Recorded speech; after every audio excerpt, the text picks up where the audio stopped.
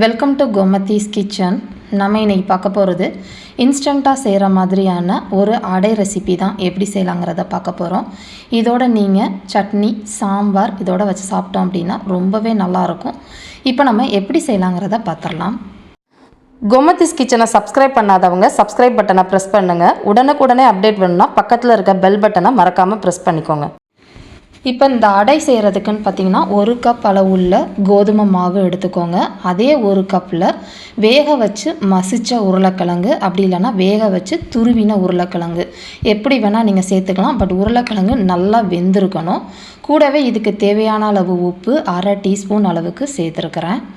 இப்போ இதில் ஒரு விழுதை அரைச்சி ஊற்றணும். அதுக்கு பார்த்திங்கன்னா ஒரே ஒரு நல்ல பழுத்த தக்காளியாக இந்த சைஸில் உள்ள தக்காளி எடுத்துக்கோங்க. காரத்துக்கு வரமிளகாய் 4 வரமிளகாய் சேர்த்துருக்கிறேன்.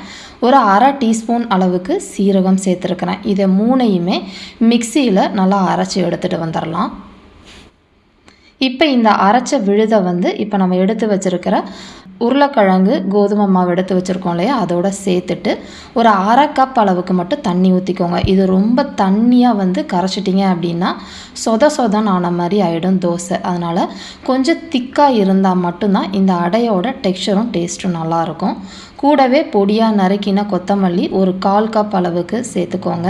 ஒரு 1/4 டீஸ்பூன் அளவுக்கு கோர்ஸாக, அதாவது இடித்த மிளகுத்தூள் சேர்த்துக்கோங்க. ரொம்ப பொடியாக சேர்க்குறத விட இடிச்சிட்டு சேர்த்துட்டு நல்லா இந்த மாதிரி கலந்துக்கலாம். இப்போ பார்த்தீங்கனால தெரியும் எந்த அளவுக்கு மாவு திக்காக இருக்குது அப்படிங்கிறது. ரொம்ப தண்ணியாக இருந்தால் சொல்கிறேன், ரொம்ப குழன்னு ஆன மாதிரி இருக்கும். அதனால் நல்லா நம்ம திக்காக அடைக்கு ஊற்றுற அளவுக்கு இருக்கட்டும்.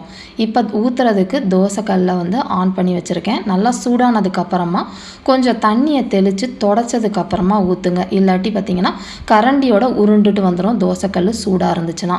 அதுமாதிரி ஒரு கரண்டி மாவு எடுத்து ரொம்ப மெல்லிஸாக இது ஊற்ற முடியாது, கொஞ்சம் தடிமனாக தான் ஊற்ற முடியும். அப்போ தான் நல்லாயிருக்கும் டேஸ்ட்டும். தேவையான அளவு எண்ணெய் ஊற்றிட்டு மிதமான தீயிலேயே ஒரு சைடு நல்லா செவக்கட்டும். செவந்ததுக்கு அப்புறமா அடுத்த சைடு நல்லா திருப்பி விட்டுருங்க. இப்போ பார்த்தீங்கன்னா இந்த அளவுக்கு நல்லா செவந்ததுக்கு அப்புறமா அடுத்த சைடும் திருப்பி போட்டுட்டு நல்லா வேக வச்சுக்கலாம். இதை கொஞ்சம் நேரம் நல்லா ஆயில் விட்டு வேக வச்சிங்கன்னா உருளைக்கிழங்குக்கு அதுக்கும் நல்லா கிறிஸ்பியாகவே வரும்.